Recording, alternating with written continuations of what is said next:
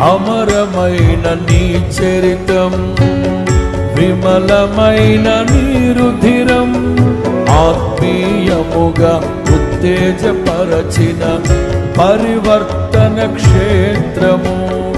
ఇన్నాళ్ళుగా నన్ను స్నేహించి ఇంతగా ఫలింపచేసితివి.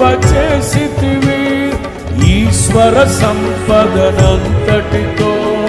అభినయించినే పాడెదను.